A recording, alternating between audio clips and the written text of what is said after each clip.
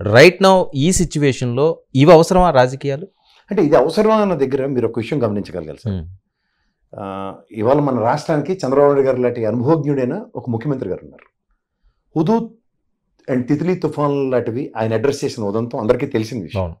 So అంత అపార అనుభవం ఉన్న ఆ వ్యక్తి ఇవాళ ఆయనైనా అనిపించడం ఉంది. ఎందుకంటే ఖచ్చితంగా ఇవాళ నేను నా మంత్రివర్గాన్ని కూడా నేను ఉపేక్షించను, అండ్ నా ఎంప్లాయీస్ ఎవరైతే సరిగ్గా రెస్పాండ్ అవ్వట్లేదు నేను వాళ్ళెవరిని ఉపేక్షించను, ఒకళ్ళు నేను సస్పెండ్ చేశాను, ఇవి ఎప్పుడైతే ఆయన మాట్లాడుతున్నారో ఆయన ఇంకా ఎలక్షన్ మాడ్యూల్ నుంచి బయటకు రాలేదు. సాధారణంగా చంద్రబాబు నాయుడు గారు ఇన్స్టంటేనియస్ రియాక్టివ్ మోడ్లో ఉంటారు ఆయన. అండ్ ఒక్కొక్కరిది ఒక్కొక్క టైప్ ఆఫ్ ఫంక్షనింగ్ ఉంటుంది. జగన్మోహన్ రెడ్డి అంటే గ్రౌండ్ లెవెల్లో డెలిగేషన్ ఆఫ్ వర్క్తో ఫంక్షనింగ్ చేయించారు, ఒక్క ప్రాణ నష్టం జరగలేదు. ఇక్కడ చంద్రబాబు నాయుడు గారు గ్రౌండ్లో ఉండి కూడా 32 ప్రాణాలు, కొండ చర్యలు అవనండి. అప్పటికే శృతి మించిందా అది? ఎప్పుడైతే అదే నేను చెప్తున్నాను, చంద్రబాబు నాయుడు గారు లాంటి స్థాయి కలిగిన వ్యక్తి ఆయన ఇలాంటి వాటి మీద చాలా ప్రికాషనరీగా ఉంటారు. అసలు అలాంటిది ఈసారి ఫస్ట్ ఎవర్ టైం నేను ఆయన్ని ఈ విధంగా నేనైతే చూడలేదు ఎప్పుడు. ఆయన గత 14 సంవత్సరాలు ముఖ్యమంత్రిగా and the way of functioning, ముఖ్యంగా హుదూద్ తిత్లీ తుఫాన్లో సొరచేపల చొచ్చుకెళ్ళిన ఆయన ఈ విధంగా చేయడం చాలా ప్యాథటిక్గా ఉంది. తర్వాత ఆయనకైనే కంపారిజన్స్ మీరు గమనించుకోగలిగితే, గతంలో నేను ఆయన మాట్లాడుతూ ప్రెస్ మీట్లో లాస్ట్ టైం నేను హుదూద్ తుఫాన్ వచ్చినప్పుడు నేను 2 వేళ్ళు ఊపి నాకు ప్రజలు ప్రతిస్పందించిన దగ్గర, ఇవాళ ఒక ఆవిడ పిల్లకి పాలు లేవని ఆక్రందిస్తున్న దగ్గర కూడా ఈయన దాన్ని కంపేర్ చేసుకునే స్థాయి అయింది. ఆయన హెల్ప్లెస్నెస్ కొట్టేసినట్టు కనబడుతుంది. నేను ఇవాళ ఆయన తక్కువ చేసి మాట్లాడితే నాకు వచ్చేది లేదు, పెంచిది కాదు. కానీ ఆయనలో ఒక క్రైసిస్ మేనేజ్మెంట్లో ఒక డిఫరెంట్ క్రైసిస్ మేనేజర్ ఆయన. ఇన్స్టంటేనియస్ సొల్యూషన్ ఇస్తారు. అలాంటిది నిన్న ఒక 6 రీహాబ్ సెంటర్స్ పెట్టారు. అండ్ వాటిల్లో వీళ్ళందరినీ పరిరక్షించిన దగ్గర 3.5 లక్షల దగ్గర ప్రజలు ఆ బుడమేరు కానీ కృష్ణా పరివార ప్రాంతాల్లో ఉన్న పరిస్థితులు పైపించి ఆయన కూడా ఒక నిస్సహాయ స్థితిలో, ఆయన ఇల్లు కూడా పాపం ఎంత కాదన్నా ఒక ఉధృతికి గురైంది. సో తదనంతర పరిణామాల్లో ఆయన కూడా కలెక్టర్ ఆఫీస్ నుంచి మానిటర్ చేస్తూ ఇవాళ నీకు గ్రాస్ రూట్ లెవెల్లో ఎగ్జిక్యూషన్, డెలిగేషన్ అండ్ పర్ఫార్మెన్స్ ఈ 3 కలిపి సమన్వయం చేసే వ్యక్తి చంద్రబాబు నాయుడు గారు. అలాంటిది ఆయన ప్రతి దగ్గర ఎక్కడికక్కడ చెయ్యి కాలు కూడ తీసుకునే నిస్సహాయ స్థితి కనబడుతుంది. ఎందుకు అంటే ఆయన సపోర్ట్ దొరకట్లేదా?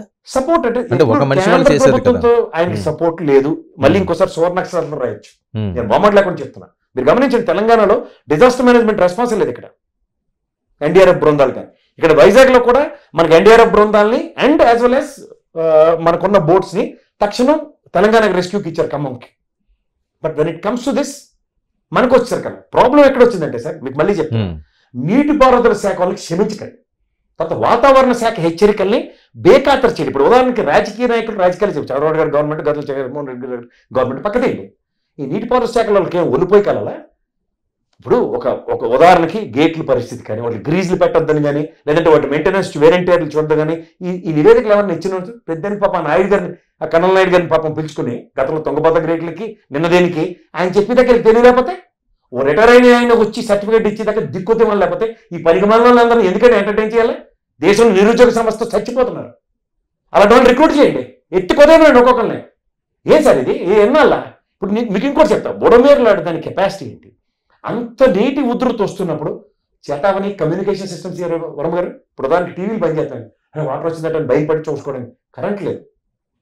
కరెంట్ లేని పరిస్థితుల్లో నేను అదే చెప్తున్నాను, నాకు చంద్రబాబు నాయుడు గారి మీద ఉన్న ఎక్స్పెక్టేషన్స్ లో you would have done miracles like పరిగెట్టుకు వెళ్ళి ఫస్ట్ స్టార్టింగ్ ప్లేస్ ముందు ఖాళీ చేయండి, ఇవాక్యువేట్ చేయండి ఫస్ట్.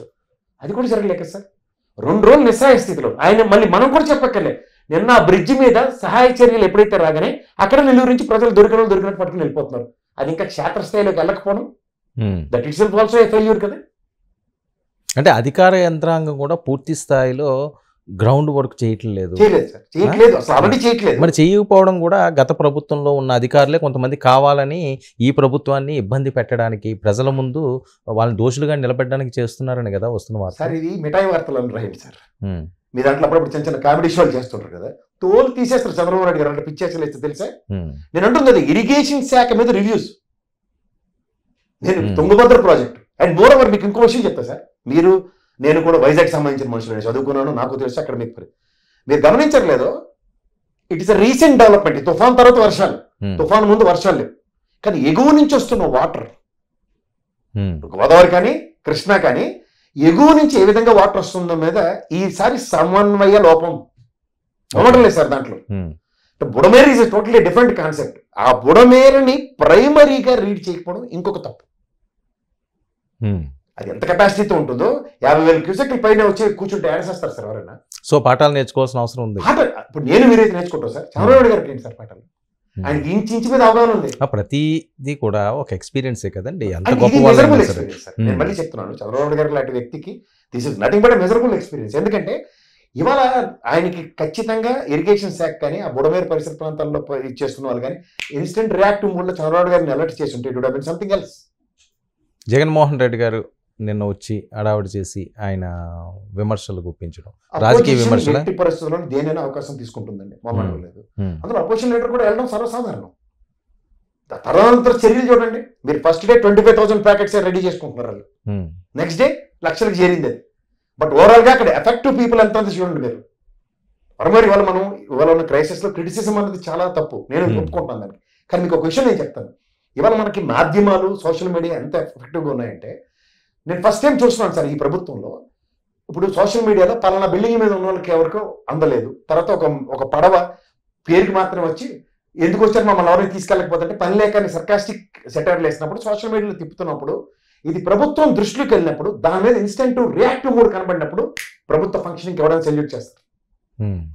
ఇవి నేను అంటున్నాను. ఇప్పుడు ఎప్పుడైతే సరే ఇప్పుడు పలానా బిల్డింగ్ మీద డ్రోన్లతో పంపిస్తున్నారు, కానీ దాని పరిసర ప్రాంతాల్లో డ్రోన్లు వెళ్ళక మునుపు దాకా ఉన్న పరిస్థితుల మీద ప్రాథమిక అవగాహన ఎక్కడ? నేను అంటుంది ఇవాళ చిన్న ఉపద్రవం కాదు సార్. బుడమేరు కానీ ఇంకా రిటైనింగ్ వాల్ గెట్టర్ కాస్త ఇంకా లేదా విజయవాడ ఇంకా డిజాస్టర్ సిచ్యువేషన్ ఉంటుంది. నేను అంటుంది ఏంటంటే ఇప్పుడు అందులో కూడా మేము ఇంత కడితేట వాళ్ళు అంత కట్టారట. ఓవరాల్ గా అది that is the success story of a government, good governance. అది ఆ ప్రభుత్వం అండి, ఈ ప్రభుత్వం అండి. ప్రాణ నష్టం ఆ విధంగా కృష్ణలంక దీని నుంచి రాలేదు కదా. అవును, ఇప్పుడు అంత దాకా ఏంది సార్ పోలవరం మీరు గమనించండి. నేను నా బరిల నాటిని వేసుకొని మేడం ఎద్దుల మీద కూర్చున్నారు అంటే వాళ్ళు అక్కడి నుంచి ఎవాక్యువేట్ చేయలేదు. మీరు గమనిస్తున్నారు గారు, పోలవరం దిగువ ప్రాంతంలో ఉన్న మన ముంపు గ్రామాలని ఎవాక్యువేట్ చేయలేదు. ఇక తెలంగాణలో ఖమ్మంకి వచ్చింది, అది ఓ కందనిది. సో ఓ కందని జరుగుతున్నప్పుడు ప్రభుత్వం, ఇప్పుడు మీరు నేను జర్నలిస్ట్ సార్, మీరు ఓ సీనియర్ మోస్ట్ జర్నలిస్ట్ నాకు తెలిసి మార్కెట్లో సార్. ఇవాళ ప్రభుత్వాలు బిలో పవర్టీలో ఉన్న పీపుల్ని పరిరక్షించడానికి కానీ మిమ్మల్ని నన్ను ఉద్ధరించడానికి కానీ ఉన్నాయి ప్రభుత్వాలు. అలాంటి బిలో పవర్టీలో ఉన్న పీపుల్ని ఎవాక్యువేట్ చేయడంలో కానీ వాళ్ళకు ఉన్న పరిస్థితుల్ని, ఉదాహరణకి బుడమేరు పరిసర ప్రాంతాల్లో ఇల్లు కట్టుకున్న వాళ్ళే ఉన్నారు కాదంటే, కానీ ఎవాక్యువేషన్ అనేది జరగకుండా ఎలా మీరు పరిరక్షిస్తారు చెప్పండి? ఇదేదో రిహాబ్ సెంటర్లో పెట్టి వాళ్ళకి పొద్దున సాయంత్రం రాత్రి భోజనాలు పెట్టి వాళ్ళు పరిరక్షించి ఇంటికి వెళ్ళిపోతున్నప్పుడు 10వ 15వ చేతిలో పెట్టి పంపిస్తున్నాం. ఇది ప్రభుత్వ విధానం అంటే ఎవరు మాట్లాడడం సార్. కానీ వాళ్ళు ఉలిగిపోయి ఉన్నవారా బాబు, ఎవరు పరిరక్షణ ఏది ప్రొటెక్షనరీ అనే దగ్గర సమాధానం లేని నిస్సాయ స్థితిలో ప్రభుత్వం ఉంది. ఇదేది గమనించట్లేదు మనం. ఇప్పుడు రాజకీయాలు, ఇప్పుడు నేనైనా మీరు మాట్లాడితే మీరు రాజకీయాలే మాట్లాడతారు ఏంటి సార్ అంటే, కాదు సార్ అక్కడ ప్రజలు కదా. కాదు, ఇప్పుడు ఏం చేయాలి? తక్షణంగా చేయాల్సిన అవసరం మళ్ళీ తర్వాత ఆకులు పట్టుకోవడం. ఇప్పుడు నాకు తెలిసి ఇంకా 5వ తారీఖుల్లో మళ్ళీ తీవ్ర తుఫాను హెచ్చరికలు ఉన్నాయి. అవును, ఫస్ట్ రీహాబ్ సెంటర్ని ఇంకొంచెం రీవాంప్ చేయండి సార్. తర్వాత ఫుడ్ కాన్సెప్ట్ని ఇంకొంచెం డెవలప్ చేయండి. తర్వాత ఇవాళ స్తంభించిన దీంట్లోంచి మనం మెలకువలు తెలుసుకొని, ఇప్పుడు చంద్రబాబు గారు సాయంత్రం కానీ పిలిపి వాళ్ళు అటుపక్క బ్రిడ్జ్ మీద ఇంకేమి ఇవ్వద్దు, సహాయక చర్యలు లాస్ట్ దాకా తీసుకెళ్ళివ్వమని మీరు అది గమనించారా సార్? అవును. ఇప్పుడు పోలీస్ వ్యవస్థ సమన్వయం, ఇరిగేషన్ శాఖతో సమన్వయం, అండ్ ఇక్కడ మొత్తం ప్రాజెక్ట్ డెవలప్మెంట్స్ ఉన్న వాటితో సమన్వయం, ఈ 3-4 కలిపి ఒకే తాటి మీద చంద్రబాబు గారు ఒక్కలే చేయవలసిన పని అది. ఖచ్చితంగా ఏ రాష్ట్రంలో ఉన్నా, ఏ ప్రభుత్వం ఉన్నా, ఏ సీఎంలు ఉన్నా, లేకపోతే ఏ అధికారులు ఉన్నా ఇవన్నీ కూడా గుణపాఠాలుగా నేర్చుకోవాలి. మళ్ళీ ఎలాంటి పరిస్థితులు రాకుండా ఇప్పటికైనా జాగ్రత్త పడాల్సిన అవసరం అయితే ఖచ్చితంగా సార్. ఎందుకంటే వాళ్ళ ప్రాణ నష్టం, ఇప్పుడు తుఫానుల తర్వాత ప్రభావాలు అందరికీ తెలుసు. అవును, మన చేతిలో లేదు అంత ఫ్లడ్ని ఎవరు సార్ నిరోధించగలరు? మనం మాత్రం ఎవరి వల్ల కాదు. కానీ ప్రాణ నష్టం మీకు చెప్తాను. అక్కడి నుంచి ఎవాక్యువేట్ చేసి వస్తే సాధారణంగా అందులో ఒక 30-40% పీపుల్ ఏదంటే సొంత ఇల్లు వాకిలి సామాన్లు అని ఏదో తిప్పలపడి అక్కడే ఉండడానికి ప్రయత్నిస్తారు. కానీ ప్రభుత్వం అలాంటి దగ్గరే కదా సార్ ప్రతిస్పందించి వాళ్ళందరినీ ఎత్తుకొని రావాల్సింది. బతుకుంటే బలుసాకని తిని బతకొచ్చు, చింకబని వేసుకొని బతకొచ్చు అని మనం చెప్పి నానులే కదా. కానీ దాని బదులు మనుషులు 32 మంది వాళ్ళు చనిపోతే ఎవరు బాధ్యత? ఏదో ఎక్స్గ్రేషియా అంటారు, లేదంటే అది ఇది కాదు కదా సొల్యూషన్. ఇప్పుడు గత ప్రభుత్వంలో 3 తుఫాన్లు వచ్చాయి, అప్పుడు చూసిన ఉదంతం చూడండి. ఇవాళ రేవంత్ రెడ్డి గారు ప్రతిస్పందిస్తుంది చూడండి. ఇన్స్టంటేనియస్ నష్టపరిహారం ఎలా అయినా వస్తుంది. 4 లక్షల నుంచి 5 లక్షలు ఎక్స్గ్రేషియా ఇస్తున్నారు, 10,000 ఇచ్చి పంపిస్తున్నారు అని చెప్పారు పునరావాస కార్యక్రమాలు. ఇలాంటిది ఆంధ్రప్రదేశ్లో మీకు ఏమైనా కనపడిందా? ఇంకా పాపం ఇవాళ అన్నం చేర్చడానికే చాలా తిప్పలు పడుతున్నారు. అది కూడా వర్షం తెరిపించింది కాబట్టి. కర్మగాలి మళ్ళీ వర్షంతో అయితే ఇక్కడ ఏంటంటే సార్ హెచ్చరికల్ని పక్కన పెట్టారు. దాని మీద సెంట్రిక్ గా ఫోకస్ చేయలేదు. వాతావరణ శాఖ హెచ్చరికలను కనుక పరిగణిస్తే ఇవాళ ఇస్రో ఆల్రెడీ అలర్ట్ చేసింది సార్. అవును, ఇస్రో అలర్ట్ చేసిన దాన్ని కూడా మనం ఎక్కడ తీసుకోకపోతే ఏం సార్ బుడమేరు అక్కడ ఎంతసేపు ఉంటుంది మహా అయితే, దాన్ని కూడా పరిరక్షించలేకపోయిన నిస్సహాయ స్థితి ఇవాళ చంద్రబాబు గారు లాంటి స్థాయికా అన్నది ప్రశ్న. సో కేంద్ర ప్రభుత్వ పాత్ర ఏంటిది? జీరో. వాళ్ళని మీరు నమ్మితే నమ్మండి సార్, నేనైతే చచ్చిన నమ్మను. వాళ్ళు గతంలో ఉదువు తితిలి తుఫాన్లకే కంటి తుడుపు చర్యగా వచ్చి మమా అనిపించి వెళ్ళిపోయారు. ప్రాథమిక అంచనాలు 10,000 కోట్ల పైన అయితే ఎన్డీఏ ప్రభుత్వం కదండి. ఎన్డీఏ ప్రభుత్వం సార్. ఏంటి వరం గారు మీరు మీరు అదే ప్రశ్న అడిగితే చాలా విచారకరంగా ఉంటుంది. నేను అనేది ఇప్పుడు చాలా స్ట్రాంగ్. జనసేన ఒకటి ఉన్నది, పవన్ కళ్యాణ్ ఒకరు ఉన్నారు, ఆయన ఉప ముఖ్యమంత్రి స్థాయిలో ఉన్నారు. ఇంతకు ముందు పరిస్థితి అదే ఆయన లేరు కదా. ఆయన వస్తే ఆయన నిలువరించడానికి ఆయన లాంటి వ్యక్తి నిజంగా గ్రౌండ్ లెవెల్లో ఉంటే ధైర్యం ఇవ్వాల్సిన మంచి. ఎందుకంటే ఆయన గ్రౌండ్ లెవెల్లో ఉంటే ఆపగలరా? ముందు కదా ఆయనకున్న స్థాయికి మనోధైర్యం ఇస్తారు ప్రజలకి. ఆయన వస్తే కంట్రోల్ చేయలేరని కదా, ఆయన వస్తే ఇంకా ఆయన వెనకాల పడతారు పిల్లలని. ఎందుకు అట్లీస్ట్ బయటకి తీసుకెళ్ళి రిహాబ్ సెంటర్లో పెడతారు కదా. ఆయన వెనకాల పడితే పని సార్, తీసుకెళ్ళి రిహాబ్ సెంటర్లో కూర్చోబెడతారు కదా. అది కదా చేయవలసిన పని. ఎందుకంటే ఆయన మీద ఉన్న ఎక్స్పెక్టేషన్స్ ఎట్లా ఉంటాయంటే సార్, ఆయన పిలుపుకి ప్రభావితం అవుతారు. అదే కదా ఒక నాయకుడు, ఒక స్థాయి కలిగిన వాళ్ళు, అలాంటి వాళ్ళు ప్రభావితం చేసి ఎస్ ఇక్కడ ప్రమాదం ముంపు ఉంది, సత్వరం రియాబ్ సెంటర్కి వెళ్ళండి, ఆ పిలుపు చాలు సార్ ఆయన స్థాయికి. అందులో ఏం ఇబ్బందులు ఉన్నాయని వాళ్ళు సార్ ఇబ్బందులు అందరికీ ఉంటాయి, ఎవరికి ఉంటాయి. తుఫాన్లో నేను ఎత్తుకుంటుకుని మీరు నేను వెళ్ళగలమా? జర్నలిజం చేయండి బాబు అంటే మీరు వెళ్ళి గేట్లు ఎత్తిన తర్వాత నిలబడి అక్కడి నుంచి రిపోర్ట్ ఇస్తారేమన్నా? ఎన్ని క్యూసెక్లు నేను పుట్టకముందు పిల్ల ఉంది ఇప్పుడు ఉందని. ఇది కాదు కదా మనకు కావాల్సింది. ఒక ప్రాబ్లం అట్రిబ్యూట్ అయి ఉన్నప్పుడు సహాయక చర్యలో ఉన్న కార్యక్రమంలో మంత్రి గణ ఉంది బాధ్యత. ఆ బాధ్యత లేదన్నది నేను చంద్రబాబు గారు లాంటి స్థాయి వ్యక్తపరిచారు. అవునా కదా? 2024 ఎన్నికలు, రాజకీయాలు ఎలా చూడాలి? ఏమీ చూడక్కర్లేదు. 151 వచ్చి 23 ఇచ్చి వాళ్ళని కూర్చోబెట్టినప్పుడు 164 ఇచ్చి వీళ్ళకి 11 ఇచ్చి కూర్చోబెట్టింది. ఎవరు ఊహించింది కదా. ఎందుకు ఊహించలేదు? నేను నా విశ్లేషణలో నేను చాలాసార్లు చెప్పాను. తమిళనాడు తరహా రాజకీయానికి తెరలేపినప్పుడు టంగ్ టింగ్ అని రెండే ఉంటాయి. ఒకటి టంగ్ అనిపిస్తారు, ఇంకో టింగ్ రాజాన్ని కూర్చోబెడతారు. అది జరిగింది 2 టర్ములు బట్టి. సార్ బిఫోర్ ఎలక్షన్ మనం చాలా సార్లు మాట్లాడుకున్నాం, ఇప్పుడు ఎవరు ఈ రకంగా లేదు కదా. ఇంత దారుణంగా వైఎస్ఆర్ జగన్మోహన్ రెడ్డి అనే వ్యక్తి 175 నియోజకవర్గంలో నేనేం పోరాడాడు. 2019లో కూడా నన్ను చూసి ఓటేయండి అని చంద్రబాబు గారు చెప్పారు. ఆయన చూసి 23 ఇచ్చారు, ఈయన చూసి 11 ఇచ్చారు. 11 అన్నది ఎవరు అసలు డైజెస్ట్ చేసుకోలేదు కదా. వాళ్ళు 23 డైజెస్ట్ చేసుకున్నారు. మీరు అప్పుడు చాలా రోజులు నేనే డైజెస్ట్. అంటే అప్పుడు పరిస్థితి ఏంటంటే జగన్మోహన్ రెడ్డి గారిని ఎట్టి పరిస్థితుల్లో సీఎం చేయాలని జనాలు అనుకున్నారు. రాజశేఖర రెడ్డి గారు కుమారుడు అనుకున్నారు. ఆ సింపతి ఉన్నది, ఆ జైలుకి వెళ్ళి ఇవన్నీ ఈ వర్కౌట్ అంతా. అంటే అప్పుడు వేరు కదా సార్, రాష్ట్ర విభజన నేపథ్యం అన్నది అప్పుడు పరిస్థితి వేరు. అనుభవజ్ఞుడు అని చెప్పి ఆయనకి ఇచ్చారు.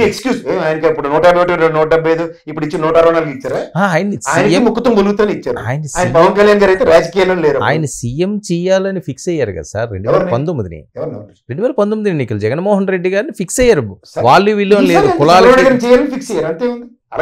అంటే జగన్మోహన్ రెడ్డి గారు తప్పులు ఏమన్నా జరిగినాయా? ఎంత దారుణం కానీ సార్. మీకు ఒకటి గుర్తుంచుకోండి, ప్రతి రాజకీయ క్షేత్రంలో రాజకీయ పార్టీలు ఎవరైనా సరే వాళ్ళ ఆస్పిరేషన్స్ ఫుల్ఫిల్ అవుతానే కానీ ఆ చక్రం కంప్లీట్ అవుతుంది.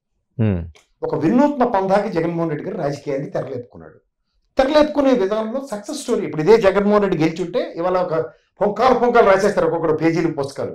కానీ ఎప్పుడైతే ఆ మొనాటమీని బ్రేక్ చేయడానికి అతను చేసిన ప్రయత్నం మెసేజ్ విఫలం. ఆ విఫలమే 11 ఇస్తాను. ఇప్పుడు ఎప్పుడైనా సరే నెక్స్ట్ ఎవరో దాకా నేను చాలాసార్లు ఈ మీ ఛానల్లో కూడా నేను లాస్ట్ ఇంటర్వ్యూలో ఎగ్జాంపుల్ కేసీ రెడ్డి లెటర్ ఉన్నాడు.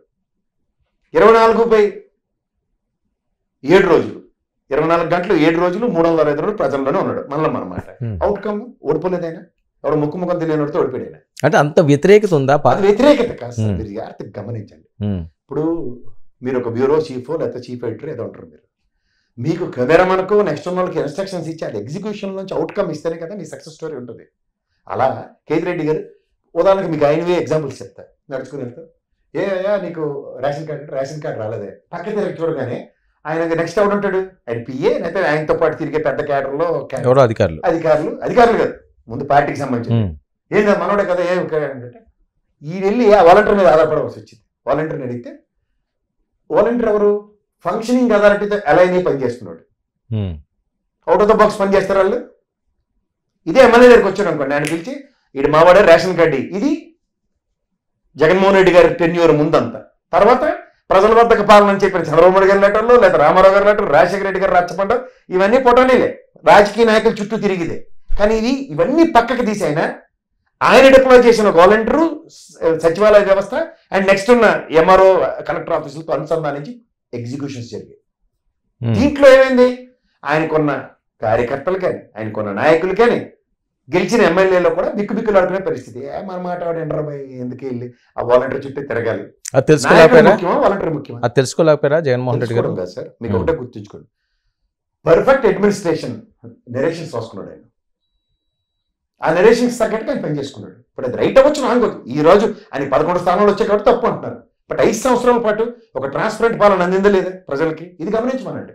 నేను ప్రజలు అవును, అంత అందితే ఈ పరిస్థితి ఎందుకు? 40%. మీరు ఒకటే గుర్తుంచుకోండి సార్, చంద్రబాబు నాయుడుకి దగ్గర 40% ఓటు బ్యాంక్ ఇచ్చారు. నెక్స్ట్ మీరు ఇక్కడ గమనిస్తే జగన్మోహన్ రెడ్డి గారికి 40% దగ్గర ఓటు బ్యాంక్ ఇచ్చారు. ఇవాళ ప్రజలు కరెక్ట్ గానే ఉన్నారు. మీరు ఇంకోటి గమనిస్తే ఈ ఎలక్షన్ విన్యాసం గురించి ఒకటి మాట్లాడతాను మీకు.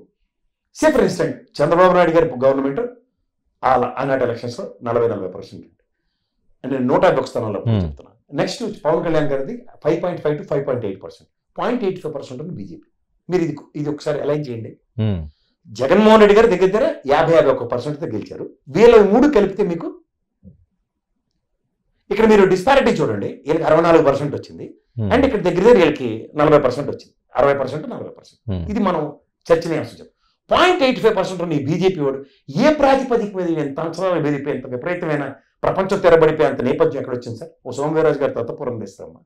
మూడోది పోనీ వెంకయ్యనాయుడు గారు లేదంటే ఆనాటి కాలంలో ఉన్న హరిబాబు గారు లాంటి గెలిచిన మేధావులు వీళ్ళందరూ నిలబడిపోయి రాష్ట్రానికి 2014లో ఎంత మన విభజనప్పుడు వెంకయ్యనాయుడు గారు గర్వం నిర్మించారన్న కన్సిడరేషన్స్ ఉన్న అతిరథ మహారాజు నాయకుడు అవడం చెప్పండి సార్ బీజేపీ పరంగా.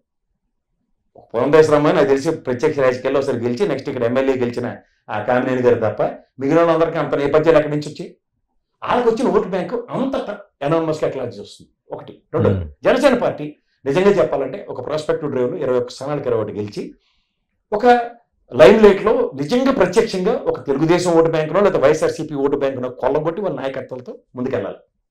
పైపొచ్చి వైఎస్ఆర్ జనసేన పార్టీ లాంటిది క్షేత్రస్థాయిలో పార్టీ నిర్మాణమే జరగలేదన్న విషయం పవన్ కళ్యాణ్ గారుగా చాలాసార్లు చెప్పుకున్న అంతాలు ఉన్నాయి. మనకు చాలా నియోజకవర్గాలు ద మైనస్ పాయింట్ అంతే. అక్కడ క్యాండిడేచర్స్ కూడా జస్టిఫికేషన్ స్పాన్ ఆఫ్ నో టైంలో. సో ఇక్కడ అంతా మీరు ఎంత చూసుకున్నా 12.5% వేరియేషన్ ఆఫ్ ఓటు బ్యాంక్స్. ఎందుకంటే మీరు ఎప్పుడు ఫామ్ 20 ఫామ్ 17C గురించి నేను మాట్లాడదలుచుకుంటాను. ఫామ్ 20 అన్నది ఏంటి మీరు గమనిస్తే ఒక పోలింగ్ ఏజెంట్ ఆ బూత్లో ఎన్ని ఓట్లు ఉన్నాయో వాటికి అనుగుణంగా ఎన్ని ఓట్లు పోలేయో ఇచ్చే సర్టిఫికెట్ విత్ సిగ్నేచర్స్. 17C పలానా బూత్ లో ఇది సబ్స్టాన్షియేట్ చేస్తూ ఇన్ని ఓట్లు పడ్డాయి, ఇన్ని ఓట్లు ఇన్ని పార్టీలకి ఇన్ని ఓట్లు వచ్చాయని చెప్పేది. ఇది ఎక్కడైనా ఎలక్షన్ దీంట్లో పెట్టినదంతా ఉందా?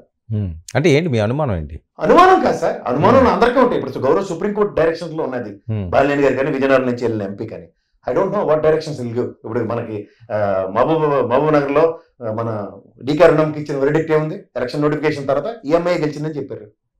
ఏం చేయమంటారు దానికి? అంటే ఇప్పుడు ఈవీఎంలు ఏమన్నా అయినాయి అంటారా? ఈవీఎంలు అయ్యే అనేది నాకు అనవసరం సార్. వాస్తవం ఏంటంటే డిస్పారిటీ ఆఫ్ ఓట్ పర్సంటేజెస్ ఈవీఎంలోనే పక్క తీయండి. వాళ్ళు ఏం చెప్పారు?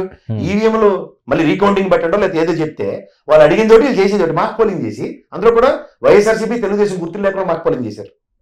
ఖచ్చితంగా వాళ్ళు కోర్టుకు వెళ్ళారు దాని మీద. నేను 17C20 గురించి మాట్లాడుతున్నా. ఈ డిస్పారిటీలో 12.5% ఓటు బ్యాంక్ 2024 ఎన్నికల్లో ఏదో జరిగిందా? ఏదో జరగలేదు. ఇప్పుడు ఆ మాటకు వస్తే 2018లో ఇక్కడ డంకా పలాస్ గా రజిత్ కుమార్ గారు 25,40,000 ఓట్లు ఎత్తేసాను సారీ అని చెప్పేసాడు. అలా నేను ఎక్సెస్ ఓట్లు ఉన్నాయి సారీ అని చెప్పమనండి ఎలక్షన్ కమిషన్ వచ్చి. ఏది చెప్పరు? ఇక్కడ జరిగింది కదా 2018లో 25,40,000. ఏం జరగబోతున్నది ఇప్పుడు? మళ్ళీ ఎలక్షన్ చేస్తారా? ఏమీ జరగదు. ఏదేం లేదు, తలబాదుకోవడమే. కానీ ఒకటి మాత్రం నేను చెప్పగలను, ఇది ఒక mistake of a respective autonomous body of an election commission need to be corrected.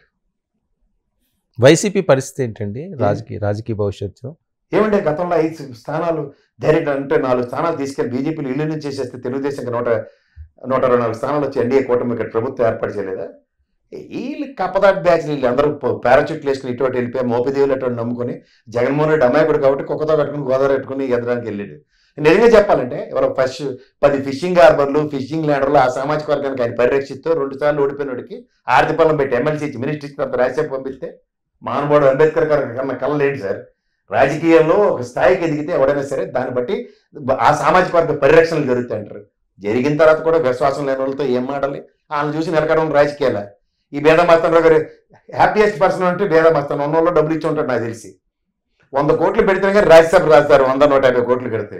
అలాంటి వాళ్ళు తీసుకెళ్లి వచ్చినోడికి ఇచ్చి ఇస్తారు ఏ పార్టీ వాడు. వీళ్ళు ఏవి చేసి వ్యాపారాలు కదా. ఒకప్పుడు అదే మానవుడు చెప్పి కూడా విద్యావేత్తలు మంచి మంచి లాయర్లు ఇలాంటి వాళ్ళు రాజ్యసభలో ఉంటే మంచి బ్రహ్మాండమైన చట్టాలు చేయబడతాయి. ఇప్పుడు వెళ్ళేళ్ళు అందరూ లోపు బయట వ్యాపారస్తులే.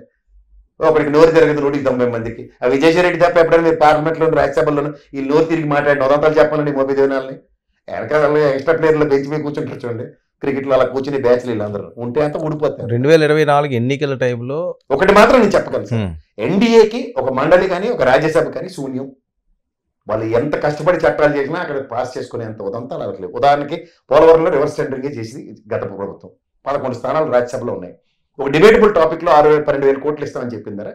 మేము రివర్స్ టెండరింగ్ చేసి ప్రాథమిక అంచనాలను ఈ విధంగా పెంచిన తర్వాత పోలవరంకి ఇవ్వాల్సిన డబ్బులు వెసెస్ ఇది ఒక డిబేటబుల్ టాపిక్ రాజ్యసభలో. దానికి ఛాన్సే లేకుండా. సో ఇవన్నీ ఏంటంటే ఒక శూన్యం నుంచి ఒక అస్త్రాన్ని తీసుకొచ్చింది. ఏది? మండలం నుంచి కొంతమందిని తెచ్చుకొని ఈ ప్రభుత్వ పరిరక్షణ. 164 స్థానాలు ఉండి ఏం లాభం? 2 మండలి అక్కడ రాజ్యసభ కాంకర్ చేయలేనప్పుడు. స్టార్టింగ్లోనే ప్రభుత్వం ఏర్పడిన వెంటనే ఢిల్లీ వెళ్ళిపోయి రాష్ట్రపతి పాలన పెట్టడం అని డిమాండ్ చేయడం జగన్మోహన్ రెడ్డి గారు అపహాస్యం కాదా అని చెప్పి చాలా మంది మాట్లాడుతున్నారు. అంటే ఇందాక కంటిన్యూ చేస్తే ఇప్పుడు ఎస్పీవీ రెడ్డి ఇంకా ఎలక్షన్ అయిందో లేదో కూడా ప్రమాణ స్వీకారం కూడా చేయకుండా కండు వేసేసుకోవడం తెలుగుదేశంది అలాంటి ఉదంతాలు. ప్లస్ ఇవాళ మీకు ఒకటి చెప్తా సార్, కంటిన్యూస్ గా డెలిబరేషన్స్ జరుగుతున్నప్పుడు ఉదాహరణకి మన పల్నాడులో ఒక హత్య, ఎస్పీ ఇమీడియట్ గా వచ్చి ఏంటంటాడు, వాళ్ళ కొట్టు చచ్చారు, వాళ్ళ కుటుంబ ఊళ్ళలాగా తీర్చి పడేసేది ఇద్దరి మధ్యలో, వాళ్ళ పాత పార్టీలో లేదు అని.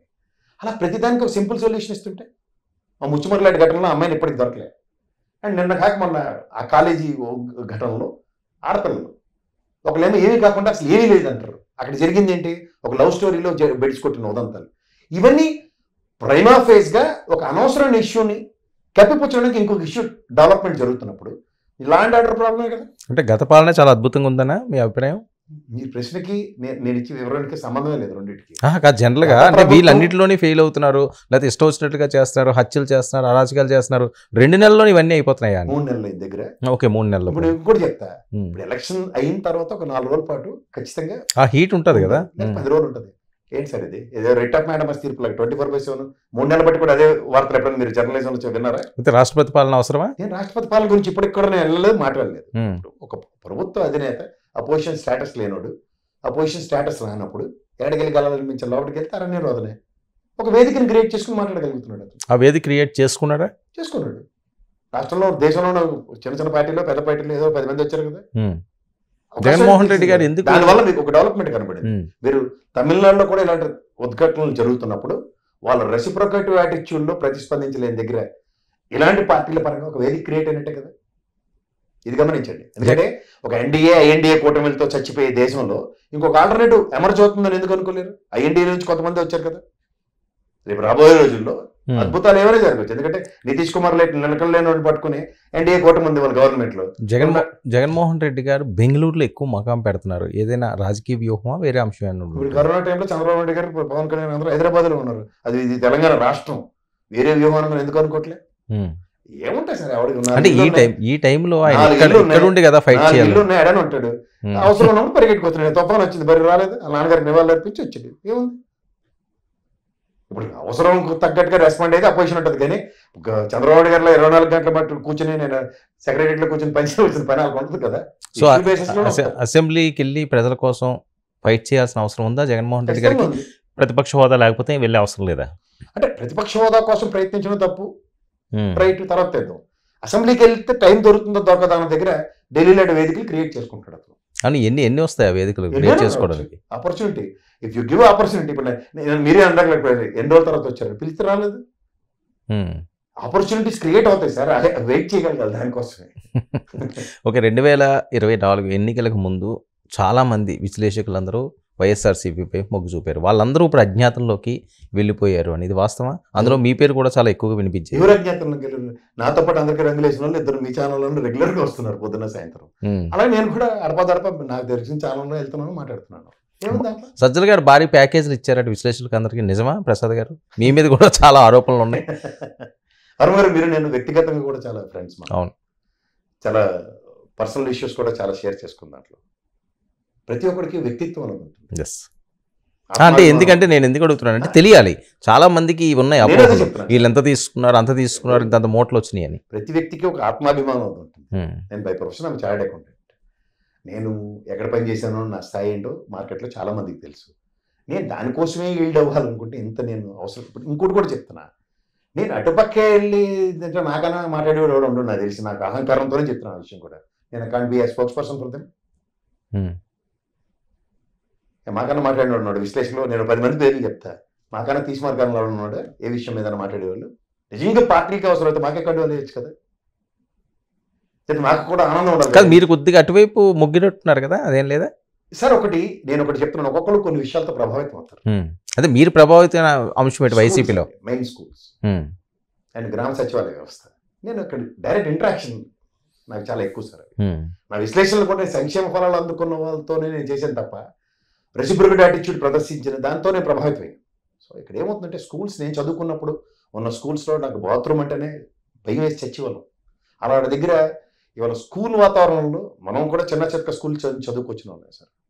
నేను విజయనగరం, వైజాగ్, శ్రీకాకుళంలో చదివిన ప్రాంతాల్లో అసలు స్కూల్స్ ఆనాటికి ఈనాటికి ఉన్న తేడాతో నేను చాలా ప్రభావితమయ్యాను. ఎందుకంటే విద్యా ప్రమాణాలు ఎప్పుడైతే పెంచబడతాయో, ఇవన్నీ చంద్రబాబు గారి విషయంలో కూడా ఒక కరువు విలయతాండం జరుగుతారు, ఒక ఆల్టర్నేటివ్ మెకానిజం క్రియేట్ చేస్తూ సాఫ్ట్వేర్ ఇండస్ట్రీ డెవలప్ అయింది. నేను చాలా కంపారిజన్స్ ఇచ్చాను. ఒక ఆపర్చునిటీ క్రియేట్ అయ్యే దగ్గర ఎప్పుడైతే ఆపర్చునిటీని అడ్వాంటేజ్ కింద మలుచుకునే రాజకీయ పార్టీలతో ఖచ్చితంగా కొంతమంది. సో ఆ రకంగా మీరు ప్రభావితం అయ్యారు. జగన్మోహన్ రెడ్డి గారిని కలిసారా? కలలేదు సార్. సజ్జల గారిని ఒకసారి కలిసాను. ఏమంటారు ఆయన? ఏం చెప్పేవారు? ఏమంటారండి మిమ్మల్ని కలిస్తే ఏమంటారు? కాదు, జనరల్ గా మనకు సపోర్ట్ చేయండి వైసీపీకి ఆ వాయిస్ తీసుకుని. చంద్రబాబు గారిని కూడా కలిసాను నేను.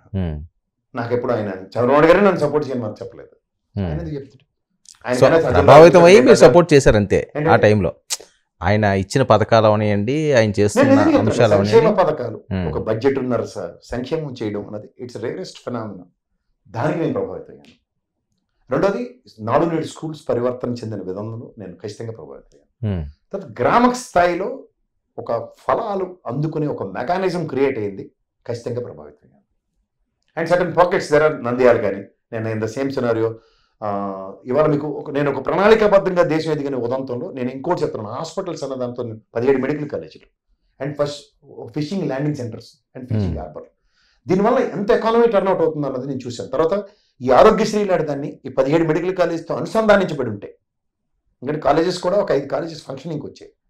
ఇవాళ ప్రభుత్వానికి బడ్డెన్ ఎక్కడ ఉంటుంది? నేను ఒక ఐఏఎస్ ఆఫీసర్లతో చాలా ఇంటరాక్షన్స్ ఉంటాయి సార్. నేను చాలా మందితో మాట్లాడుతుంటాను. నన్ను ఒక ఐఏఎస్ ఆఫీసర్ చాలా తీవ్రమైన ప్రభావానికి గురి చేసాడు ఈ విషయాల్లో. ఎందుకంటే ద కాన్సెప్ట్ థియరీ అనేది ఉంటుంది చూడండి. ఒక ప్రభుత్వ విధానం గతంలో నేను ఒక ఐఏఎస్ ఆఫీసర్ కలిసినప్పుడు ఆయన చెప్పింది ఏంటంటే, గ్రాస్ రూట్ లెవెల్లో సంక్షేమ పథకాలు 5% రీచ్ అయితే ఆహా అనుకుంటారట, 10% రీచ్ అయితే మెరాకిల్ అంటారు. ఇలాంటి 90% పైన అన్నది నా భూతం, నా భవిష్యత్తు. ఇది నన్ను ప్రభావితం చేసింది. సో ఒక వ్యక్తిగా మనం ఒక రాష్ట్రం మీద ఉన్న కన్సర్న్, నేను నిజంగా వాటికి కూడా తెలంగాణ అయినా సరే నేను సమాఖ్యవాదిని. 2 రాష్ట్రాలు బాగుపడితే ఈ 2 రాష్ట్రాలకి జరుగుతున్న వివక్ష మీద నా విశ్లేషణ చాలా ఎక్కువ ఉంటాయి. ఓకే, ఎన్నికల టైంలో పవన్ కళ్యాణ్ గారిని ఇష్టం వచ్చినట్లుగా ఎవరికి నచ్చినట్లు వాళ్ళు దూషణలు చేసిన పరిస్థితి. 21 సీట్లకి 21 సీట్లు. అసలు అన్ని సీట్లు ఎందుకు తీసుకున్నావు, వీడు అమ్ముకుపోయాడు, లేదా ఇంకోటి అని. ఈరోజు ఇక పవన్ కళ్యాణ్ గారిని మాట్లాడే అర్హత ఎవరికైనా ఉందా రాజకీయ పరంగా? ఆ సర్పంచ్ కాదు, ఎంపీటీసీ అవడు, జడ్పీటీసీ అవడు. అదే చెప్తున్నా. నేను లోకేష్ గారి గురించి కూడా మాట్లాడేది చెప్తున్నా. నేను 2 విషయాలు చెప్తా. ప్రజాస్వామ్యంలో ప్రజలు యాక్సెప్టెన్స్ వచ్చేదాకా వాళ్ళు ఎవరైనా చిన్నవాళ్ళే. ప్రజలు యాక్సెప్టెన్స్ వచ్చి ఇప్పుడు నెక్స్ట్ ఎలక్షన్ ఉంటుంది. ఇప్పుడు నేనే పవన్ కళ్యాణ్ గారిని కానీ లోకేష్ గారిని క్రిటిసైజ్ చేసిన దాంట్లో నా పంధాగా నేను మార్చుకుని తీరాలి. ఎందుకంటే ప్రజాస్వామ్యంలో ప్రజలు యాక్సెప్టెన్స్ టిల్ సచ్ టైం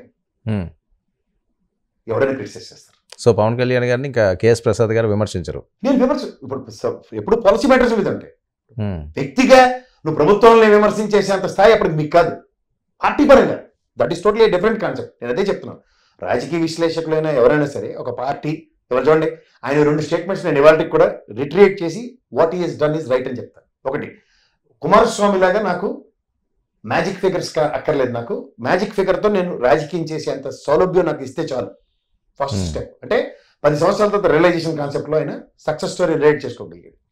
ఎన్ని తీసుకుంటున్నాను కాదు, అన్నింటిలో ఎన్ని గెలవడానికి నా ప్రయత్నాలు ఉన్నాయి అన్న దగ్గర 21 తీసుకుని 21 సక్సెస్ చూసాడు.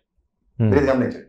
అండ్ మోర్ ఓవర్ ఇవాళ ఎంత బంగారం పనులకైనా గోడ చేరికి కావాలనుకున్నాడు. ఇవాళ తెలుగుదేశంతో అలైన్ అయ్యే కాన్సెప్ట్లో క్యాడర్ లేదు, సమన్వయ సంధానపరుచుకునే దగ్గర ఖచ్చితంగా నేను ఒక సక్సెస్ స్టోరీని నెరేట్ చేసుకోగలను అనుకోగలిగాడు. దానికైనా 10 మెట్లు దిగ్గలిగాడు. ఇప్పుడు నెక్స్ట్ ప్రజాబాహుళ్యంలో ఆయనకి ఎప్పుడైతే అవకాశం ఇచ్చారో ఈ 5 సంవత్సరాల ఆయన యొక్క అసెంబ్లీ ప్రస్థానాలు కానీ, లేదంటే ఆయన రాజకీయ నైపుణ్యం కానీ, లేదా ఆయన నిర్వర్తిస్తున్న మంత్రిత్వ శాఖలకి ఆయన చేసే న్యాయాన్ని బట్టి నెక్స్ట్ ప్రజల్లో ఆయనకి యాక్సెప్టెన్స్ ఉంటుంది. ఇది నెక్స్ట్ విశ్లేషకుడు విశ్లేషించింది. బిఫోర్ పవన్ కళ్యాణ్ ఎన్నికలకు ముందు, ఆఫ్టర్ పవన్ కళ్యాణ్ అప్పుడు ఆవేశపూర్వకంగా మాట్లాడి ఆయన, ఇప్పుడు ఆయన్ని మీరు గమనిస్తే ఆ డిఫరెన్స్ ఏమైనా కనిపిస్తుందా? అంటే ఎప్పుడైనా సరే ఒకటి గుర్తుంచుకోండి సార్, యువతల వాళ్ళందరూ పిరికి పందల్లో ఉన్నప్పుడు అతను ఒక్కడే. ఇవాళ మీకు మళ్ళీ చెప్తున్నాను, the one man show of Pawan Kalyan is a success story for 164 of Andhra Pradesh. It's nothing but వీళ్ళందరూ అచేతన స్థితిలో ఇంట్లో కూర్చొని ఉన్నారు. ఎవరి వలన కాని దగ్గర అతను తెలుగుదేశం నాకు కావాలనుకున్నాడు, మన ఇద్దరికి ఎన్డీఏలో బీజేపీ కావాలనుకున్నాడు. మీ స్ట్రాటజీ గమనించండి ఆయనది. నేను తెలుగుదేశం లేకపోతే ముందుకెళ్ళలేను, ఇక్కడ కూకట్పల్లిలో దెబ్బ కొట్టినా సరే, మన ఇద్దరికి ఎన్డీఏ లేకపోతే ముందుకెళ్ళాను. ఇక్కడ ఆయన ఒక కీ రోల్ ప్లే చేయగలిగాడు. దాని సక్సెస్ నేరేషన్లో ఇవాళ జగన్మోహన్ రెడ్డి గారు నేను ఒక్కడనే సింహంలో వస్తాను, మొత్తం కాంకర్ చేస్తాను అన్న దగ్గర ఓటు బ్యాంక్ స్థిరీకరించబడింది. ఇప్పుడు ఎవడైనా ఎగ్జామ్ రాసి ముందు నాకు 35 మార్కులు వస్తే చాలు, ఈ పేపర్తో నేను గట్టెక్కుతాను అన్నోడికి 40% దగ్గర ఉన్న తెలుగుదేశం 5-6% ఉన్న 46%కి మేము ఎవరు కాంపిటీషన్లో ఉన్నాం అన్నది చెప్పగలిగాడు అతను. ఓకే, మీకు అర్థమవుతుందా? అప్పుడు ఏమవుతుందంటే బేర్ మినిమం ఉన్న దగ్గర నుంచి పరిగెట్టడం ఈజీ అవుతుంది. అది ఆయన తీసుకోగలిగాడు ఆ ఛాన్స్. సో ఈ success goes to only Pawan Kalyan అంతే. వీళ్ళెవరిది అసలు కనీసం నేను ఎక్స్ట్రా ప్లేయర్ వచ్చి క్యాచ్ పెట్టిన దానికి కూడా నేను కన్సిడరేషన్. మార్పు కనిపిస్తున్నదండి పవన్ కళ్యాణ్ గారిది పవర్ తీసుకున్న తర్వాత? అంటే చాలా చాలా సౌమ్యంగా కనిపించడం, ఆవేశం లేదు, పగలో ప్రతీకారాలు ఏమీ వద్దు అంటున్నారు, ప్రశాంతంగా పాలన మీద దృష్టి సారించాలంటున్నారు. జనసేనకు కూడా ఆయన వార్నింగ్ ఇచ్చిన పరిస్థితి, వాళ్ళ ఎమ్మెల్యేలు కూడా అవినీతిగా చేసినట్టు తెలిస్తే ఇమీడియట్గా బయటకు పంపిస్తారంటున్నారు. ఈ మెసేజ్ ఎవరైనా ఇచ్చారా అసలు గతంలో? సరే, ఆయన ఒక బిగ్ గేమర్గా వచ్చాడండి. ఇప్పుడు మీకు తెలుసో తెలియకో ఇద్దరు జడ్డీతనానికి పరాకాష్ట ఏంటంటే వైఎస్ఆర్సీపీ తెలుగుదేశానికి ఆ బయలు ముజమ్మరని పవన్ కళ్యాణ్ గారికి ఒక అవకాశం కల్పించారు. ఇక్కడ వాక్యూమ్ క్రియేట్ చేసి ఇచ్చారు. వీళ్ళిద్దరు చేతకాంతాను మొహమాట లేకుండా చెప్తున్నా. ఇప్పుడు దీంట్లో ఏమవుతుందంటే ఒక ఆల్టర్నేటివ్ క్రియేట్ అయినప్పుడు ప్రజలు ఖచ్చితంగా ఒక ఉదాహరణకి తెలుగుదేశం గవర్నమెంట్ చూశారు, వైఎస్ఆర్సీపీ చూశారు, ప్రత్యామ్నాయం ఎత్తుక్కోవడానికి వెసులుబాటు ఉందా లేదా? అంచేత ఆయన చాలా టిమిడ్ ప్లే. ఇప్పుడు ఆ వాక్యూమ్ ఉందా? లేదు, లేదంటే బలవంతం 21 ఇచ్చి కూర్చోబెట్టారు ఆయనకి. ఓకే, మీకు అర్థమవుతుందా? ఇప్పుడు ఇచ్చిన తర్వాత ఫ్యూచర్ ఇప్పుడు ఆయన బాట వేసుకుంటాడు. ఇప్పుడు మీకు రిజర్వేషన్ లేకపోయినా టీటీని బతిమాలి వెళ్తారు సార్ లోపల. ఇక్కడ నుంచి కాకపోతే నీకు వరంగల్ దాటిన తర్వాత లేకపోతే విజయవాడ దాటిన తర్వాత రిజర్వేషన్ ఇచ్చి ఓ దగ్గర గమ్మును కూర్చోమంటాడు. ఆ గమ్మును కూర్చున్నప్పుడు ఏమవుతుందంటే మనకి బెర్త్ కన్ఫర్మ్ అయ్యేదాకా మనం మాట్లాడడానికి ఏం ఉండదు. అప్పుడు కరసం చేస్తానంటే ఎట్లా? అదే పవన్ కళ్యాణ్ గారు ఇప్పుడు చేస్తున్న పని. వీళ్ళిద్దరూ బలవంతా నేను రైన్ ఎక్కించారు, నీకు ఎందుకు టికెట్ ఇస్తామని, బెర్త్ ఇస్తామని. తర్వాత ఆయన చేసి పని ఉంటుంది. సో పెద్ద బాధ్యత ఉందా? అరే పెద్ద మడత ఉంటుంది, మామూలు కాదు. ఇప్పుడు మీకు పొలిటికల్ వ్యాక్యూమ్ ఉంది సార్. చంద్రబాబు నాయుడు గారి తదనంతరం అన్నది ఒక పెద్ద ప్రశ్న తెలుగుదేశంలో. ప్రత్యక్ష రాజకీయాల్లో మీకు ఇంకోటి గమనించండి, ఎంత సామర్థ్యం ఎక్కడి నుంచి ఉంది, ఎవరికి ఉంది? సార్ గతంలో పవన్ కళ్యాణ్ గారిని విమర్శించిన వాళ్ళందరూ ఇప్పుడు ఎక్కడ ఉన్నారో కనిపించలేదు. నేనే విమర్శించనే చెప్తాను మామాట లేకుండా. మీరు ఇప్పుడు ఏమన్నా అది పశ్చాత్తాపడుతున్నారా? ఆ రోజు నేను ఇష్టం వచ్చినట్లుగా మాట్లాడాను, ఇష్టం వచ్చినట్టుగా ఎప్పుడు మాట్లాడలేదు. నేను ఎప్పుడు ఆయనతో పాలసీ వ్యక్తిగతంగా పవన్ కళ్యాణ్ గారిని ఈ మాట నన్ను ఏ విశ్లేషణ చూపించండి, ఓపెన్ ఛాలెంజ్. నేను ఆయన ఫ్యామిలీ విషయాల్లో కానీ ఆయన సంబంధించిన ఏ వ్యక్తిగత విషయాల్లో నేను మాట్లాడలేదు. ఓన్లీ విషయాల్లో నేను డిఫర్ అయింది ఏంటంటే ప్రజాస్వామ్యంలో అవకాశం లేని మీకు కూడా అవకాశం తీసుకుని ఎందుకు మాట్లాడతారు అన్న దగ్గర ఇవాళ అవకాశం ఇచ్చారు ప్రజలు. ఇప్పుడు మాట్లాడే హక్కు ఉంది. ఇప్పుడు అదే భావావేశం ఇప్పుడు ప్రదర్శిస్తే మేము ఎవరు మాట్లాడలేము. రెడ్ బుక్లో ఎవరెవరు ఉన్నారు? ఏమన్నా లీక్లు ఏమన్నా మీ దాకా వచ్చినాయా? ఎవరైనా ఉండొచ్చు. మీ అంచనా, మీరు అనుకోవడం, లేకపోతే మీకేమన్నా ఇన్ఫర్మేషన్ వాళ్ళు ఉన్నారు, మీరు తెలుగుదేశం వాళ్ళతో కూడా కొంతమందితో సఖ్యతగానే ఉంటారుగా, ఉంటే ఏం చేస్తారు వాళ్ళు? ఉన్నది అసలు రెడ్ బుక్ లో ఏముందండి, ఒక్కొక్కరు ఒక్కో రకంగా మాట్లాడుతున్నారు. రాసుకుంటుండే ఆయన పుస్తకం చూపిస్తున్నా, ఆయన చెప్తారు కదా రెడ్ బుక్ లో ఉంది, నన్ను అడిగితే ఆయన ఏం రాసుకున్నారు నాకే. రోజా గారు 100 కోట్ల స్కామ్ అట, జోగి రమేష్ గారు, అలాగే కొడాలి నాని గారు, ఇంకో నాని గారు వరుస పెట్టి ఎత్తేస్తారంటున్నారు. ఎత్తిమన్నారు సార్. ఇక్కడ కేసీఆర్ గారు నేను పుట్టిన కాడి నుంచి ఇదే మాట అందరూ అంటుంటే వింటూనే ఉన్నాను 2001 కాడి నుంచి. ఏమైంది, రాష్ట్రం సాధించిన 10 ఏళ్ళు ముఖ్యమంత్రి ఉన్నాడు, ఎవరైనా ఇప్పుడు ఆయన దగ్గరికి వెళ్ళగలిగారు చెప్పండి? అందరూ బయట ఉండే. ఈ చంద్రబాబు నాయుడు గారి అరెస్ట్ అప్పుడు కూడా చూసాం సార్, ఎవరు ఏం చేశారు, ఎవరేం మాట్లాడతారు. ఇవన్నీ ఏంటంటే ప్రభుత్వంలో ఒకసారి అధికారం వచ్చిన తర్వాత ఒకళ్ళు అవతల వాళ్ళ గురించి మాట్లాడే మాటలు ఇవన్నీ నిరంతరం చూస్తూనే ఉన్నాం. సరే, నోటి దురద ఎప్పటికైనా తీరుస్తుంది కదా, ఒకరోజు మనం నోరు జారితే ఏదో చేయి జారిన వెనక్కి తీసుకోవచ్చు, కానీ నోరు జారితే వెనక్కి తీసుకోవాలి. మరి కొడాలి నాని గారు అవనివ్వండి, రోజా గారు అవనివ్వండి, ఎంత దారుణంగా మాట్లాడారు. ఈ రోజు మాట్లాడే పరిస్థితి ఉందా సార్? మీకు మళ్ళీ నేను చెప్తాను, ఇది ప్రజాస్వామ్యం సార్. ప్రజలకు నచ్చితే నెత్తిని పెట్టుకుంటారు, లేదంటే ఇంట్లో కూర్చో. అంటే ప్రజాస్వామ్యం అంటే ఎవరికి నచ్చినట్టు అది మాట్లాడొచ్చా? మనకి వాక్ స్వాతంత్రం ఉంది కదా, మహానుభావుడు ఇచ్చిన హక్కులో అదొకటి. దానికి ఏం మాట్లాడుతున్నాం అన్నది ఇహపరాలు మర్చిపోయి మాట్లాడిన వాళ్ళందరికీ ప్రజలే నిర్ణయిస్తారు. వీళ్ళ మాటలు కూడా చేటు చేసినాయండి గత ప్రభుత్వం. ఏంది నోరు బాగుంటే ఊరు బాగుంటుంది అంటారు కదా, మరి నోరు బాగుంటే వైఎస్ఆర్సీపీకి ఎన్ని కష్టాలు వచ్చాయి కదా. ఇప్పటికైనా తెలుసుకున్నారంటారా జగన్మోహన్ రెడ్డి గారు? సార్ మళ్ళీ నన్ను అడిగితే వాళ్ళు తెలుసుకున్నారు, తెలుసుకోవాల్సిన అవసరం ఉందా? ఖచ్చితంగా ఉంటుంది. అంటే ఆయన దాని మీద ఎక్కడెక్కడ విషయం నేను మళ్ళీ చెప్తాను సార్, మొహమాట లేకుండా. అక్కడ పర్యాటక సంబంధించిన రుషికొండ మీద గుండు చెక్కేశారు, బిల్డింగ్ లేవు కడతారు. ఏం ఒళ్ళు పోత్రం వచ్చి దాని గురించి మాట్లాడడానికి ఏమి?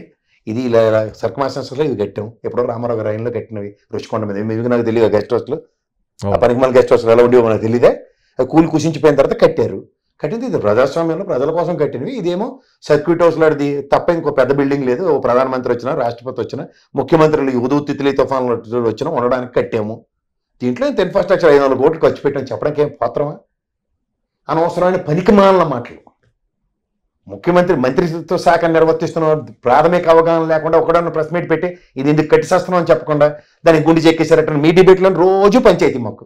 అవును, అది క్లారిటీ ఇవ్వలేదు కదా ఎవరు. మరి ఏమన్నప్పుడు అప్పుడే చెప్తారు ప్రజలు, నీకు తీసుకెళ్ళి ఆర్తపర్యంలో ఇది ఇచ్చినా సరే ఒక కాంపౌండ్ వాళ్ళ ఓపెనింగ్కి బోరింగ్లో ఓపెనింగ్కి వెళ్తే ఇలాగ ఉంటుంది నీ మొహానికి అని చెప్పి కూర్చోబెట్టారు ఇంట్లో.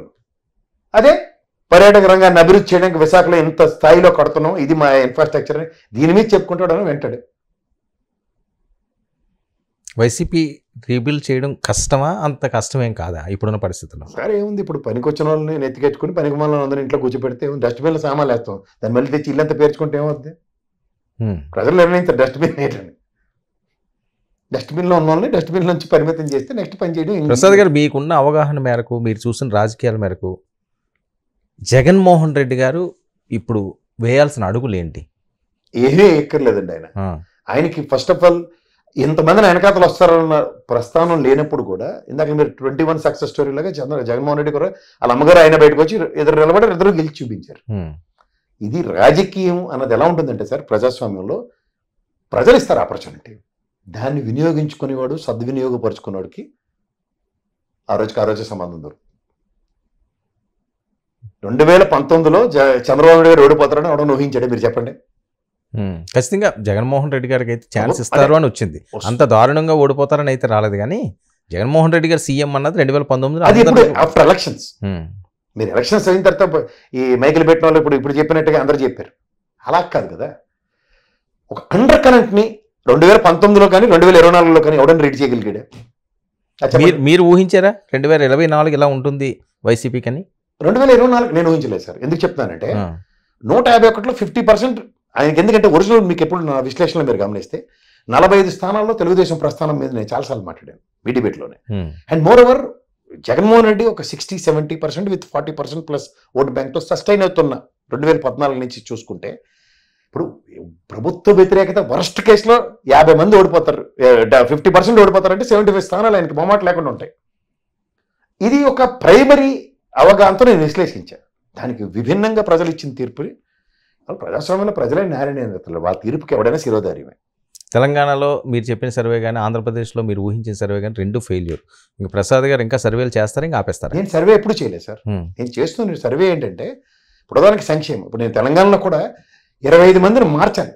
మార్చకుండా మీకు రాష్ట్ర విభజన 2 టర్ములు బట్టి కూడా గెలిచిన వాళ్ళందరూ అదే నియోజకవర్గంలో అదే స్థానాల్లో ఒక దమిడి పని చేయకుండా నెత్తి కూర్చుని ఉంటే వాళ్ళు మంటకిపోరు. తెలంగాణలో failure. They decided to have new faces in Telangana. New face లేనప్పుడు మళ్ళీ ఆడే పాత చింతకాయ పచ్చడి నూరేడు తాలింపు పెట్టి కూర్చోబెడితే ఏమవుతుంది? ఏపీకి అదే పరిస్థితి. 80 స్థానాలు నా విశ్లేషణ మీరు గమనించండి. 80 స్థానాలు మీరు డెసిషన్ తీసుకోవాల్సిన జగన్మోహన్ రెడ్డి వీళ్ళు మేరే నాగార్జున ఆదిమూలపు సురేష్ ఇటు మారిస్తే, అలాగే అంతమందిని మారిస్తే ఇలా నియోజకవర్గంలో పెట్టిన పెంట మామూలుది కాదు. జన సైనికులకి, వీర మహిళకి కేఎస్ ప్రసాద్ గారన్నా, వెంకటరెడ్డి గారన్నా ఎందుకు అంత కోపం? మరి నేను ఎప్పుడు ఏ మహిళని నేను కించపరచలేదు. నాకు ఆ హక్కు కూడా లేదు. ఫస్ట్ ఎందుకంటే ఎక్కువ మిమ్మల్ని ప్రస్తావిస్తుంటారు. ఖచ్చితంగా మాట్లాడతాను. డిబేట్లో arguments subject to the confirm నేను చాలా విషయాలు ఉన్నాయి. బట్ నా మీద అంత నేను పర్సనల్గా ఇప్పుడు ఏ ఆడపిల్లని మాట్లాడలేదు. ఫోన్లు అవి వస్తుంటాయండి మీకు, బెదిరింపులు అవి ఇబ్బందులు పెడుతున్నారా? ఏమంటారు? చంపేస్తాం, పొడి చేస్తాం, వేసేస్తాం. ఇంకా బతికే ఉన్నావా, చచ్చిపోలేదా? భయపడుతున్నారా? ఎవడు భయం పడేది? ఇవాళ చస్తే రేపు 2 రోజులు నా విశ్లేషణలో చాలాసార్లు చెప్పాను. ఎన్నిసార్లు వస్తాం సార్? పోనీ ఎందుకు అనవసరంగా ఇవి ఈ రకంగా మాట్లాడి మనం ఒకరి చేత అనిపించుకోవడం రియలైజేషన్ ఏమైనా కనిపిస్తున్నదా ప్రసాద్ గారు ఫ్యూచర్ మాట్లాడే కదా సార్ రియలైజేషన్? మరి ఎందుకు అంత టార్గెట్? మీరెందుకు టార్గెట్ అవ్వాలి వాళ్ళకి? మనం మాట్లాడాం కాబట్టి. ఇప్పుడు అందరూ మాట్లాడారు, ఆర్మేన్ మాట్లాడాను. నేను వివేకానంద రెడ్డి గారు అయితే నేను ఒక్కనే మాట్లాడాను అగెనిస్ట్ గా. అందరూ మాట్లాడుతుందని విభిన్నంగా విత్ సబ్స్టాన్షియల్ ఎవిడెన్సెస్. అలాగే నేను జగన్మోహన్ రెడ్డి గారి పరిపాలనలో నేను సాక్షికి ఎన్ని రోజులు అయిందండి మీరు చెప్పండి. నేను రెగ్యులర్గా మీ ఛానల్కి వచ్చేవాడు. నేను సాక్షికి లాస్ట్ ఇచ్చిన ఆపర్చునిటీ. అక్కడికి వెళ్తే ముద్రేసేస్తామంటే వాళ్ళు ఇంకోటి నేను చెప్తున్నాను. ప్రాబ్లం నాకు ఎక్కడ వచ్చిందంటే చాలా ఛానల్స్ అఫీషియల్గా వాళ్ళు బ్యాన్ చేశారు, వెళ్ళకూడదు అంతే. నేను అక్కడ నేను విశ్లేషకుడు, నేను అన్ని ఛానల్కి వెళ్ళి మాట్లాడాను. నేను బ్యాన్ చేసిన దగ్గర మాట్లాడిన దగ్గర నుంచి వాళ్ళు ఇంకా ఎక్కువ బుల్డోస్ చేయడం స్టార్ట్ చేశారు. నాకు ఈ ఎలక్షన్స్ తర్వాత కన్నా ఎలక్షన్స్ ముందు కూడా ఒక 10-15 సార్లు రిపీట్ అయింది నాకు కంటిన్యూస్గా ఫోన్ నెంబర్లతో. నేను ఇప్పటికి కూడా నా ఫోన్ నెంబర్ నేను మార్చలేదు. ఏమన్నా అటాక్ చేయడానికి వాటికి ఏమన్నా ట్రై చేయడం అలాంటివి ఏమైనా జరిగింది? అంతవరకు రాలేదు. తప్ప నన్ను కూడా ఇప్పటిదాకా జనసేన నుంచి నేను మళ్ళీ చెప్తున్న వరం గారు, నా ప్రస్థానంలో నేను రాజకీయ విశ్లేషణ చేసింది జనసేన నుంచి నన్ను ఒక్కరు కూడా బెదిరించలేదు. నేను మొహమాట లేకుండా చెప్తున్నా. చాలాసార్లు చెప్పాను కూడా. టీడీపీ నుంచా? I don't want to name the people. నాకు ఇప్పుడు వ్యక్తిగతంగా టీడీపీ నా వాట్సాప్లో కూడా చాలా మంది వెనకాల ఉన్న ఫోటోలతో నాకు ఉన్నాయి మెసేజ్లు, ఎప్పటికీ డిలీట్ కానీ. సరే టాటాక్ షప్పులకి వాళ్ళు వచ్చి కొట్టేస్తారని భయంకి ఉంటే నేను నా 54-50 సంవత్సరాల ప్రస్థానంలో నేను భయం పడుతూనే ఉండుందునేమో. మిమ్మల్ని ద్వేషించే వాళ్ళు, మీ మీద కోపంగా ఉన్న వాళ్ళకి ఏమైనా చెప్పాలనుకుంటున్నారా? ఏం చెప్పాలి? నేనే ప్రసారం చేసుకోవడానికి నా దగ్గర మీరుగానే ఉండండి, నేనుగానే ఉంటాను. అంటే ఇలాగే నేనైతే మారను. ఇలాగే విమర్శిస్తారు. ఇప్పుడు నేను నా విశ్లేషణలో విమర్శ కనబడిందా? The ability of a person, competency level and what is executions, ఇదే నేను మాట్లాడతాను. జనసేనకు కానీ వీరమహిళకు కానీ మీ మీద వ్యతిరేకంగా ఉన్న వాళ్ళకి వీరమహిళ గురించి నేను అసభ్యంగా మాట్లాడలేదు. నాకు అవసరం కూడా లేదు. నాకు ఏ స్త్రీ అయినా సరే ఈరోజు నాకున్న మార్కెట్లో నేను ఎవరినైనా వ్యక్తిగతంగా మా ఫ్రెండ్స్ని కానీ ఎవరైనా నేను ఎవరిని ఆంటీ అంకుల్ని కూడా పిలను, అమ్మ అనే పిలుస్తాను నేను ఎవరినైనా. నేను మీ డిబేట్లో కూడా వాళ్ళని ఎప్పుడు అమ్మానే సంబోధించాను. సో అనవసరంగా మీ మీద కక్ష పెట్టుకుంటున్నారనా మీ ఉద్దేశం? నేనేనా సార్ వాళ్ళకు ఇప్పుడు అవును ఎందుకు ఒక ప్రసాద్ గారి ఇంటెన్షన్స్ గురించి నేను ఎప్పుడు మాట్లాడలేదు. అది ప్రసాద్ గారే టార్గెట్ ఎందుకు నాకేం తెలుసు? తెలీదా? లేకపోతే ఆ రోజు నేను ఇలా చేశాను కాబట్టి కదా ఈ రోజు మనం ఇలా పడాల్సి వస్తుంది అన్న ఫీలింగ్ ఇంటర్నల్గా ఏమన్నా ఉందా? నాకెప్పుడు ఉండదు సార్. ఇప్పుడు విశ్లేషకుడు అన్నవాడు ఎవడు పార్టీలకు మోసుకుని తిరగరు. పార్టీలకి సంబంధం లేకుండా ఇప్పుడు ప్రజాస్వామ్యంలో ప్రజా పరిపాలన ఎలా ఉన్న దాని మీద ఓ సబ్జెక్ట్కి తీసుకుని దాని మీద మాట్లాడుతూ ఉంటారు. ఇప్పుడు మీరు డిబేట్ పెడతారు, మాకు ఒక ఎజెండా చెప్పి దాంట్లో కూర్చోబెట్టిన తర్వాత వచ్చి ఒక వీడియో చూపించి దాని మీద టాపిక్ డైవర్ట్ అయితే మేమేం చేయగలుగుతాం దానికి? ఓకే, అలాగని చెప్పి పర్సనల్గా ఏం లేదు ఎవరి మీద? నాకు ఎవరి మీద పర్సనల్గా ఉండదు. ఎందుకు మీ ఛానల్కి వచ్చిన జనసేనలతో నేను ఎలా కండక్ట్ అయ్యాను? ఎవరు అరుణమ్మ ఫస్ట్ మన ఛానల్ తన అధికార ప్రతినిధి కాకముందు రాయపడ అరుణమ్మ ఎన్నిసార్లు మేము ఎంకరేజ్ చేయలేదు, ఎన్నిసార్లు మాట్లాడలేదు. ఆ అమ్మాయి ఇప్పుడు ఫోన్ చేసినా అంతే మరి ఎత్తు మాట్లాడుతుంది. నాకు ఎవరైనా జనసేన సరే సో మాట్లాడుతున్నారు. చంద్రబాబు విజయ్ కుమార్ నేను ఇన్ని హీటెడ్ ఆర్గ్యుమెంట్స్ ఎలక్షన్ అయిన వెంటనే ఆయనకి నేను కంగ్రాచులేట్ చెప్పాను. ఏమంటారు? రఘురామకృష్ణరాజు గారితో కూడా నేను చాలా డిఫరెంట్ ఇష్యూస్ ఉన్నాయి. ఆయన గెలవగానే కంగ్రాచులేషన్స్ చెప్పాను. ఏమంటే దాంట్లో సో పర్సనల్గా ఏమీ లేదు. ఎవరుకుంటుంది సార్ మాకేనా మడితో కూడా లేక. సో మీలాంటి వాళ్ళు రెగ్యులర్గా డిబేట్లకి రండి, మిగతావన్నీ పక్కన పెట్టండి. ఎవరో ఏదో అనుకుంటారు అనుకుంటే మీరు కొంతవరకే పరిమితం అవ్వకండి. నేనే పరిమితం అవ్వను. ఇప్పుడు సబ్జెక్ట్ ఏమైనా అట్రాక్టివ్గా ఉంటే నేను సబ్జెక్ట్కి వచ్చి మాట్లాడతా తప్పక, దాంట్లో సబ్జెక్ట్ డెలివరీ చేసేది. అంతేగాని పర్సనల్ గొల్లి తగులుకి వచ్చి అల్లప్పుడు 1947లో గుర్రం ఎక్కువ కంచంలో తిన్న ఒకటే నేల మీద తింటాం ఇలాంటి పంచాయతీలు నేనైతే రాను.